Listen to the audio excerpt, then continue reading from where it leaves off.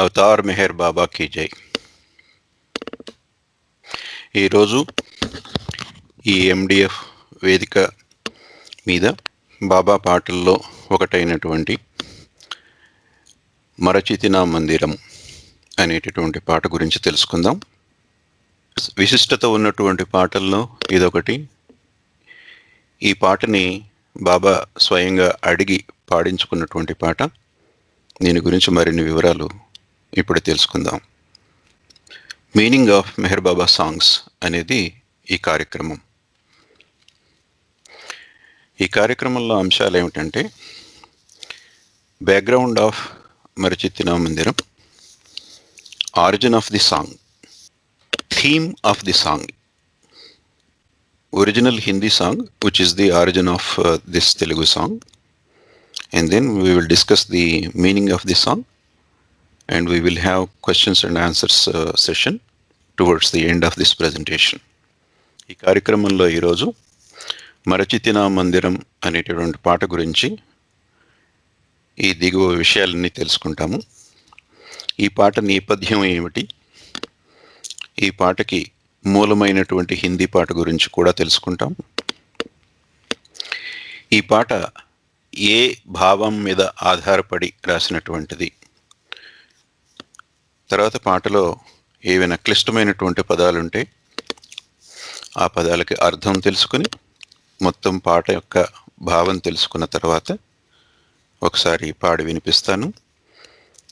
వినిపించిన తర్వాత చివరిగా మనం ప్రశ్నలు జవాబులు సెక్షన్లో పాటలో మీకు తెలియనటువంటి పదాలు, నేను కొన్ని చెప్పినప్పటికీ కూడా ఇంకా తెలియని పదాలు ఏమన్నా ఉంటే వాటికి అర్థాలు కానీ భావం గురించి కానీ మరే ప్రశ్నలు అయినప్పటికీ కూడా చివరిలో మీరు అడిగి తెలుసుకోవచ్చు. ఇది ఈరోజు కార్యక్రమం. Why should we know the meaning of songs? Baba himself explained the meaning of songs personally on several occasions. Thereby, he highlighted the importance of knowing the meaning of each song. If you understand it, it becomes a feeling, otherwise it becomes a ritual, అన్నారు బాబా. గాయకుడు పాట పాడేటప్పుడు పాట అనేటటువంటిది గాయకునికి భగవంతునికి మధ్యలో ఉన్నటువంటి ఒక మాధ్యమం మాత్రమే. ఆ పాట ద్వారా తన హృదయ భాషని ఆ భగవంతునితో తెలియచేసుకోవటమే పాట. ఆ పాటలో ఉన్నటువంటి పదాల యొక్క అర్థం తెలియనప్పుడు ఆ కమ్యూనికేషన్, గాయకుడికి భగవంతునికి మధ్యలో ఉన్నటువంటి కమ్యూనికేషన్ అనేటువంటిది బ్రేక్ అవుతుంది. అటువంటి బ్రేక్ అయినటువంటి కమ్యూనికేషన్ ద్వారా మాట్లాడటం వల్ల ఎటువంటి ఉపయోగము ఉండదు అనేటువంటిది బాబా యొక్క ఉద్దేశం. అందుచేత బాబా పాటలు ఎవరు ఎక్కడ ఏ విధంగా పాడినప్పటికీ కూడా ఆ పాట గురించి పూర్తిగా కూలంకషంగా తెలుసుకుని కేవలం పదాల యొక్క అర్థం మాత్రమే కాకుండా ఆ పాట యొక్క భావం ఏమిటో కూడా తెలుసుకుని భావయుక్తంగా పాడినప్పుడే అది బాబాకి వినపడుతుంది. కానీ లేకపోతే అది కేవలం అర్ధరహితమైనటువంటి తంతు మాత్రమే అవుతుంది అని చెప్పి బాబా స్పష్టంగా చెప్పారు. ఆ కారణంగానే ఈ 4వ ఆదివారం అనేటటువంటి కార్యక్రమం ఏర్పాటు చేయటం జరిగింది. ఈ వేదిక ద్వారా బాబా పాటల్ని ఒకదాని తర్వాత ఒకటి మనం కూలంకషంగా తెలుసుకునే ప్రయత్నం చేస్తూ ఉన్నాం.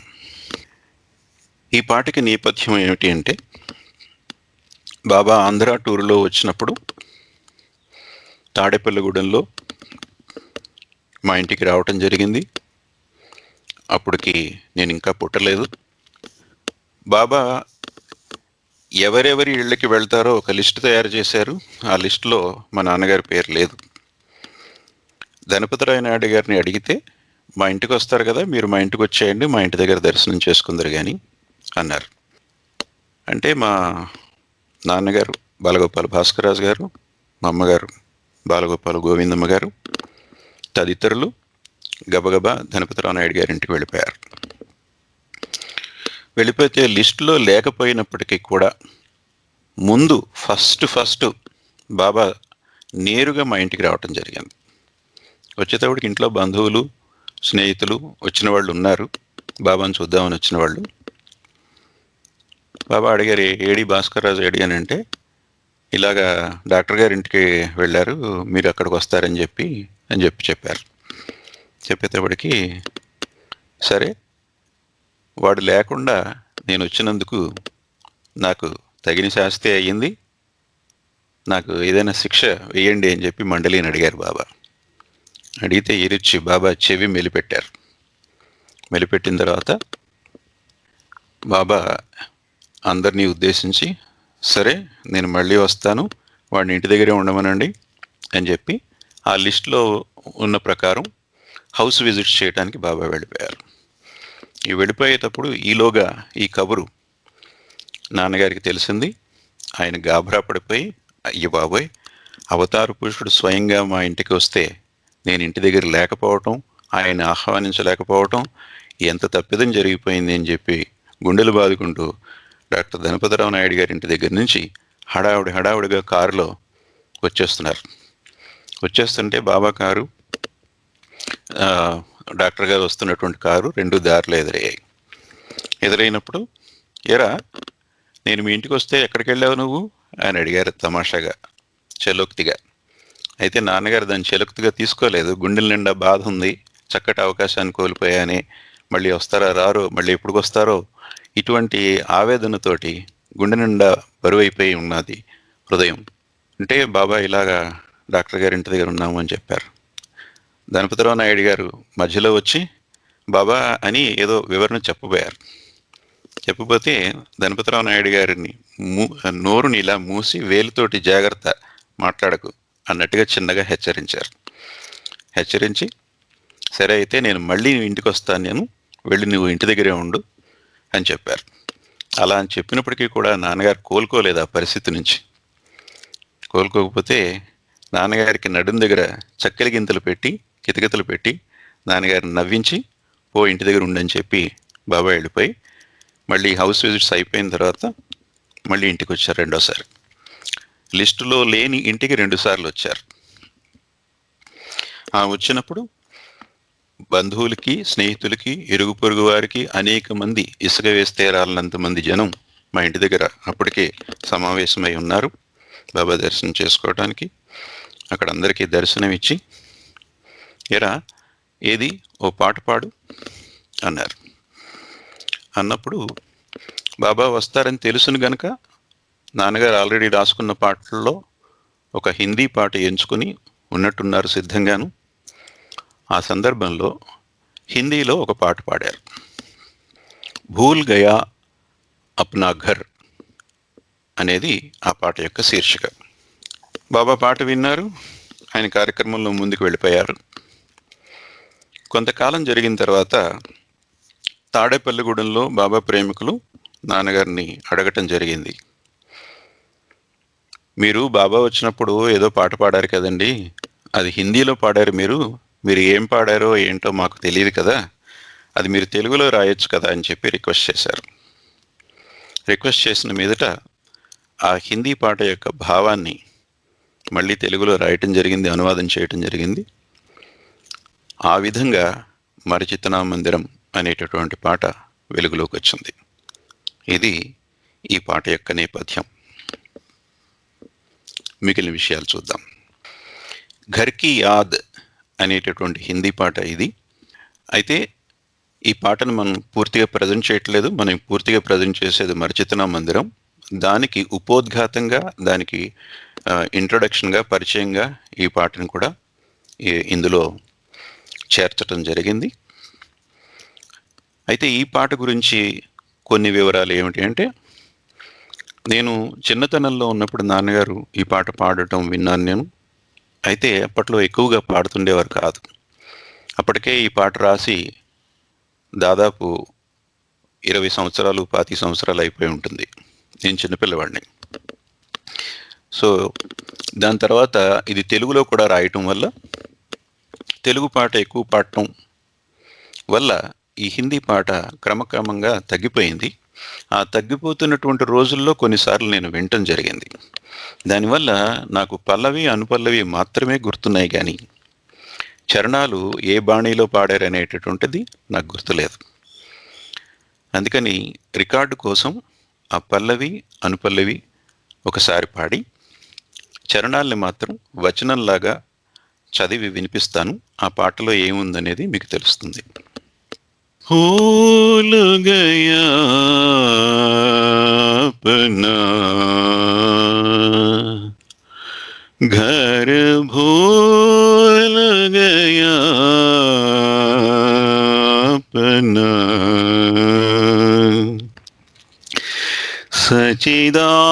सच्चिदानंद सच्ची हस्ती, घर भूल गया अपना।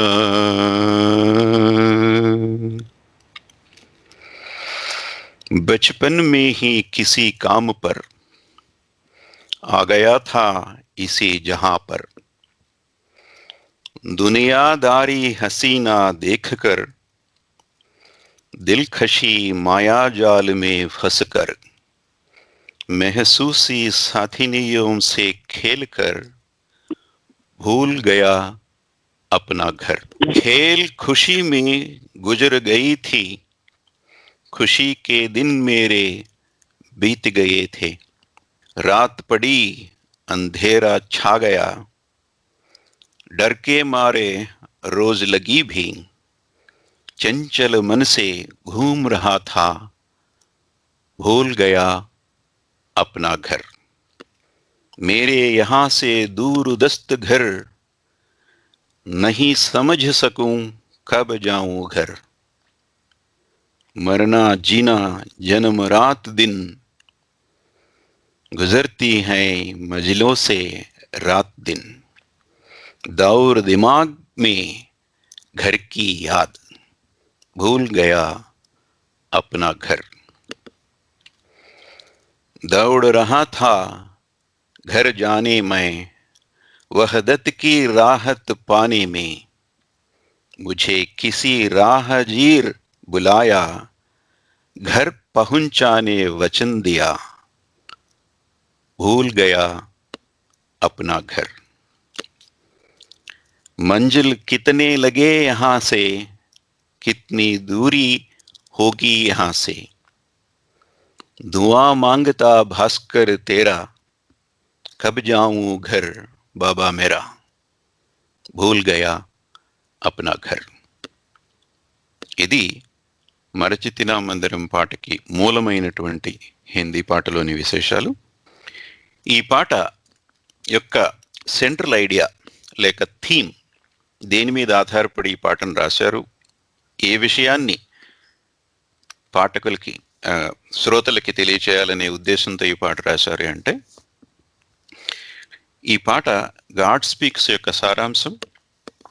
గాడ్ స్పీక్స్లో సోల్ యొక్క జర్నీ బాబా ఎంతో విపులంగా తెలియచేయటం జరిగింది. ఆ సోల్ యొక్క జర్నీని ఆధారంగా తీసుకుని ఈ పాట రాయటం జరిగింది. అందుచేత ఈ పాటని అర్థం చేసుకోవడానికి తగినంతగా గాడ్ స్పీక్స్లో ఆ సోల్ జర్నీ అనేటటువంటిది కొద్ది నిమిషాల్లో సంక్షిప్తంగా మీకు తెలియచేయడానికి ప్రయత్నిస్తాను. మీకు కనిపిస్తున్నటువంటి చిత్రంలో అనేక వివరాలు ఉన్నాయి. అవన్నీ కూడా నేను వివరించను. ఇప్పుడు ఈ పాటకి సంబంధించి ఎంతవరకు అవసరమో అంతవరకు తెలియజేస్తా. మీరు చూస్తున్నట్లుగా ఈ పాటలో 2 వృత్తాలు ఉన్నాయి. ఒకటి మధ్యలో ఉండగా రెండవ వృత్తం సగము కింద సగం పైన ఉన్నాయి. ఈ మధ్యలో ఉన్న వృత్తం కూడా 3 భాగాలు చేసి ఉంది. సో బాబా గాడ్ స్పీక్స్లో చెప్పిన తీరుగా ఆత్మ యొక్క ప్రయాణం భగవంతుని స్థితి నుంచి ప్రారంభమై ఈ విశ్వంలో అనేక వస్తువులుగాను, అనేక జంతువులుగాను, మానవులుగాను ప్రయాణం చేసి చివరికి నేను భగవంతుడిని అనేటటువంటి స్థితికి చేరుకోవడం జరుగుతుంది. అది ఆ ప్రయాణం యొక్క సారాంశం. అయితే ఇందులో వివరాలు ఏమిటంటే, ఈ చిత్రంలో దిగువ ఉన్నటువంటి అర్ధవృత్తంలో 2 భాగాలున్నాయి. మొదటి భాగము ఆదిస్థితి, భగవంతుని యొక్క ఆదిస్థితి. దాన్నే పరాత్పర పరబ్రహ్మ స్థితి అంటారు. భగవంతుడు ఈ స్థితిలో ఉన్నప్పుడు తాను తప్ప మరేమీ లేదు. అప్పటికి సృష్టి యొక్క నిర్మాణం జరగలేదు, సృష్టి అనేటటువంటిదే లేదు. అందుచేత భగవంతుడు తప్ప ఇంకేమీ లేదు. భగవంతుడికి శరీరం లేదు, భగవంతుడికి రూపం లేదు, భగవంతుడికి నామం లేదు. భగవంతుడికి భగవంతుడు అనేటటువంటి అనుభవం కూడా లేదు. భగవంతుడు ఉన్నాడు అంతే, కానీ ఆయనకి నేను భగవంతుడిని అనేటటువంటి అనుభవం కూడా లేనటువంటి మహా నిద్రావస్థ అది అని చెప్పారు బాబా. దాన్ని పూర్తిగా ఆ స్థితిలో భగవంతుని యొక్క తత్వం గురించి అర్థం చేసుకోవడం మానవ మాతృలకి ఎవరికి సాధ్యం కాదు. అయితే ఆ స్థితిలో ఉన్నటువంటి భగవంతునికి నేను ఎవరిని అనేటటువంటి ప్రశ్న తలెత్తింది. అప్పుడు నిశ్చలమైనటువంటి ఆ స్థితిలో ఈ నేను ఎవరిని అనే ప్రశ్న ద్వారా చిన్న సంక్షోభం కలిగింది. అందుకని ఆ 2వ భాగాన్ని నాన్నగారు సముద్రంలో కెరటాలలాగా చూపించారు. అంటే అలజడి ప్రారంభమైంది. అంతవరకు ఎవరూ లేరు, రూపం లేదు, నామం లేదు, అనుభవం లేదు, ఏమీ లేనటువంటి ఆ నిశ్చల స్థితిలో అలజడి, నేను ఎవరిని, నన్ను నేను తెలుసుకోవాలి అనేటటువంటి అలజడి మొదలైంది. అది 2వ స్థితి. దాన్ని పరాత్పర స్థితి అంటారు. పరాత్పర అంటే విశ్వానికి ఆవల ఉన్నవాడా అని అర్థం. ఈ స్థితి నుంచి ఆ తెలుసుకునే ప్రయత్నంగా భగవంతుడు ఆదిలో పరాత్పర పరబ్రహ్మగా ఉన్నటువంటి భగవంతుడు ఈ ప్రశ్న తలెత్తేటప్పటికీ పరాత్పరుడయ్యాడు. పరాత్పరుడైనటువంటి భగవంతుడు తనని తాను ఎవరని చెప్పుకోవాలి? ఇప్పుడు మనలో ఎవరినైనా ఒకళ్ళు పరిచయం చేసుకోవాలంటే మూడో వ్యక్తి వచ్చి ఈయన ఫలానా అండి, ఈయన ఊరు ఫలానా అండి, ఈయన పేరు ఫలానా అండి అని పరిచయం చేస్తారు. అలాగే ఒకసారి కారణాంతరాల వల్ల మనం ఎవరో మనం మర్చిపోయామనుకోండి, నిద్రలోంచి లేచిన వెంటనే కావచ్చు, లేదంటే ఏదైనా ప్రమాదవశాత్తు తలకి దెబ్బ తగలటం వల్ల కావచ్చు, మన గురించి మనమే మర్చిపోయామనుకోండి, కనపడ్డ వాళ్ళందరినీ ఏమండి నేనెవరండి, మా ఊరు ఏదండి, ఎక్కడి నుంచి వచ్చాను నేను అని అడిగితే, అయ్యో పాపం ఏదో దెబ్బ తగిలినట్టుంది తలకి, కనుక్కుందాం ఆగండి అని చెప్పి నలుగురిని వాకప్ చేసి మన ఊరు ఏదో తెలుసుకుని, లేదంటే పోలీసు రిపోర్ట్ ఇచ్చి పోలీసుల సహాయంతో మన ఊరు తీసుకెళ్ళి మన ఇంట్లో వాళ్ళని దిగబెట్టి, ఇదిగోనండి ఈయనకి మతిపోయినట్టుంది పాపం, యాక్సిడెంట్లో దెబ్బ తగిలింది, మీ వాడే తీసుకోండి అని చెప్పి అప్పచెప్పి వెళ్ళిపోతారు. ఇప్పుడు ఈయనకి నేనెవరిని అని అడిగితే సమాధానం చెప్పడానికి ఇంకెవరు లేరు, ఉన్నది ఆయనే. అంచేత ఆ ప్రశ్నకి సమాధానం ఎలా వస్తుంది ఆయనకి తెలియదు, ఇంకొకళ్ళు చెప్పేవాళ్ళు లేరు. అది ఆ పరాత్పర స్థితి. దానికి సమాధానం రావాలంటే నేను ఎవరిని కాదో అది ఊహించుకోవటం జరిగింది. నేనిది కాదు, నేనిది కాదు. దీన్నే వేదాల్లో న ఇతి న ఇతి అంటారు. ఆ రెండింటిని కలిపి పలికితే నేతి నేతి సూత్రం అంటారు దాన్ని. అందుచేత తాను ఏదైతే కాదో దాన్ని ఊహించుకోవటం జరిగింది. ఆ ఊహలో ఏర్పడినటువంటిదే ఈ యావత్తు విశ్వము కూడా. ఈ ఊహలో ఎటువంటి ఊహ జరిగిందైతే తాను కేవలం ఒక్కడే ఉన్నాడు కనుక దానికి భిన్నంగా నేను అనేకులలో ఒకడని అనేటటువంటి కల్పన జరిగింది. తనకు ఒక ఆకారం లేదు గనక ఆకారం ఉన్నటువంటి అనేక వస్తువులు, అనేక పక్షులు, జంతువులు మానవులుగా ఊహించుకోవటం జరిగింది. జనన మరణాలు లేనటువంటి శాశ్వతమైనటువంటి స్థితిలో ఉన్నటువంటి తాను జనన మరణాల వలయంలో చిక్కుకుని ఉన్నట్లుగా ఊహించుకోవటం జరిగింది. తాను భగవంతుడై ఉన్నప్పటికీ కూడా నేను భగవంతుడు కానటువంటి ఒక రాయిననో, ఒక లోహాన్ననో, ఒక చెట్టుననో, ఒక చేమననో, ఓ పక్షిననో, జంతువుననో, మానవుణ్ణనో అనుకోవటం జరిగింది. ఈ విధంగా తన స్థితికి భిన్నంగా కల్పన జరిగింది. ఈ కల్పన అంతా మధ్య వృత్తంలో దిగువ భాగం తెలియచేస్తుంది. ఈ 3 నంబర్ ఎదురుగుండా ఉన్నటువంటి స్థితి ఏమిటంటే దాన్నే ఓంకార బిందువు అంటారు. ఈ ఓంకార బిందువు అనేటటువంటిది ఈ కల్పనకి ప్రారంభమైనటువంటి స్థితి. ఆ పాయింట్ నుంచి కల్పనంతా జరిగింది. దాన్నే ఓంకారం అంటాం. ఈ ఓంకారం నుంచి సృష్టిని చేసేటప్పుడు పరాత్పర పరబ్రహ్మ స్థితిలో ఉన్న భగవంతుడు పరబ్రహ్మగా మారి తర్వాత సృష్టికర్తగా మారి ఈ సృష్టినంతా సృష్టించడం జరిగింది. అది 3వ దశ. సృష్టికర్తగా మారిన తర్వాత రూపం లేనటువంటి భగవంతుడు రూపం దాల్చటం అనేటువంటిది జరిగింది. అది 4వ దశ. ఈ రూపంలో అతి సూక్ష్మ రూపాల నుంచి అతిపెద్ద రూపాల వరకు విశ్వమంతా తాను వ్యాపించి ఉన్నాడు. చిన్న రూపాల నుంచి ఉన్నతమైనటువంటి రూపాలకి పరిణామం జరిగింది. ఆ పరిణామ దశ అంతా కూడా 5వ దశ.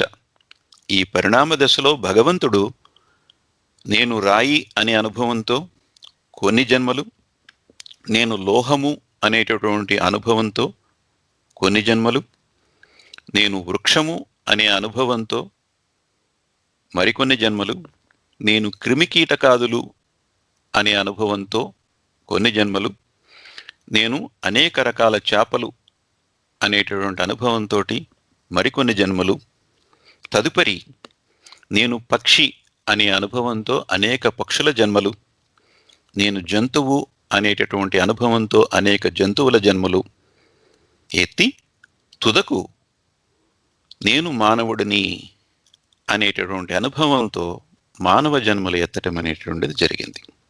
దాని అర్థం ఏమిటంటే ఈ యావత్తు సృష్టిలో కూడా ఉన్నటువంటి జీవము లేని వస్తువుల దగ్గర నుంచి క్రిమికీటకాదుల దగ్గర నుంచి అంతా కూడా భగవంతుడు మాత్రమే ఉన్నాడు.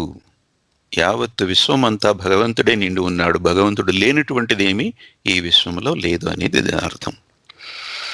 ఈ మానవ జన్మ ఎత్తిన తర్వాత 84 లక్షల జన్మలు ఎత్తవలసి ఉందని బాబా స్పష్టంగా తెలియచేశారు. ఈ 84 లక్షల అనంతరం ఆధ్యాత్మిక ఉన్నతి కలిగి నేను భగవంతుడిని అనేటటువంటి గమ్యం చేరటం జరుగుతుంది అని బాబా చెప్పారు. అయితే ఈ జనన మరణ వలయంలో కొన్ని జన్మలు అయిన తర్వాత ఈ విశ్వం మీద కల్పితమైనటువంటి ఈ విశ్వం మీద వ్యామోహం తగ్గి తానెవరో తెలుసుకోవాలనేటటువంటి ప్రశ్న మీదే ఆసక్తి పెరిగి అంతర్ముఖంగా ఆధ్యాత్మిక ప్రయాణం చేయటం వల్ల సూక్ష్మ ప్రపంచము మానసిక ప్రపంచము అనేటటువంటి మరి 2 అనుభవాల ద్వారా ఆత్మ ప్రయాణం చేసి తుదకు నేను మానవుణ్ణి కాదు, నేను యోగిని కాదు, నేను మహాత్ముని కాదు, నిజానికి నేను భగవంతుడినన్నమాట అని తెలుసుకోవటం జరుగుతుంది.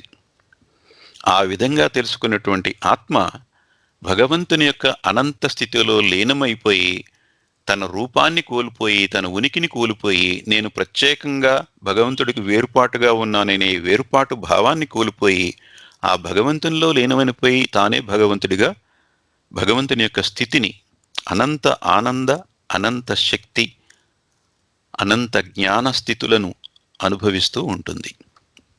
అయితే అటువంటి ఆత్మల్లో బహుకొద్ది ఆత్మలు మాత్రం సద్గురువులుగా శరీరాన్ని విడవకుండా ఉంచుకుని కొంతకాలం భూమి మీద ఉండి ఈ విశ్వభారాన్ని విశ్వ కార్యక్రమాన్ని చేస్తూ విశ్వభారాన్ని మోస్తూ కొంతకాలం ఉన్న తర్వాత ఆ శరీరం విడిచిపెట్టడం జరుగుతుంది.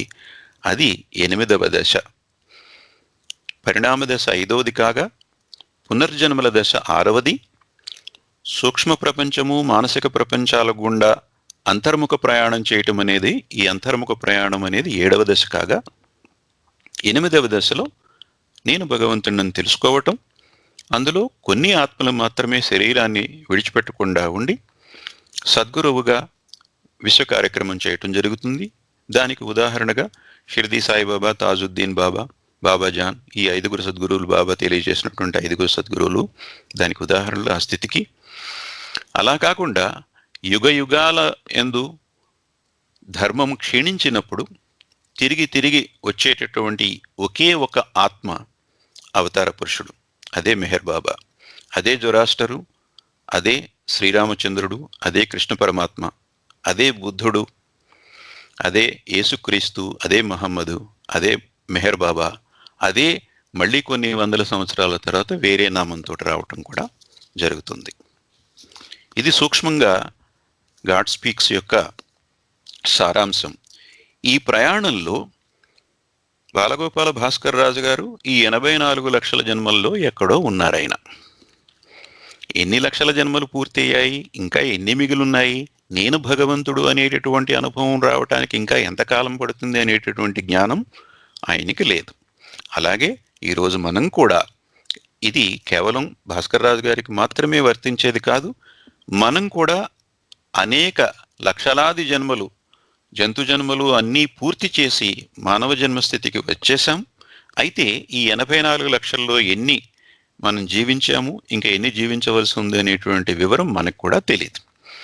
ఈ తెలియకపోవటం వల్ల ఆందోళనతోటి నా నిజస్థితి అయినటువంటి నేను భగవంతుడు అనేటటువంటి నా ఇంటికి నేను ఎప్పుడు చేరతాను, ఎంతకాలం పడుతుంది, నా ఇల్లు ఎంత దూరంలో ఉంది, నా మందిరాన్ని నేను ఎప్పుడు చేరతాను అనేటటువంటి ఆ ఇల్లు చేరాలనేటటువంటి తపనతోటి ఒక ఆత్మ ఎలా అయితే ఉంటుందో ఆ ఆత్మ యొక్క తపన, ఆ ఇల్లు ఎంతకాలంలో చేరాలో తెలుసుకోవాలనేటువంటి ఉత్కంఠ ఈ పాటలో భావాలు. అది గాడ్ స్పీక్స్కి ఈ పాటకి ఉన్నటువంటి సంబంధం.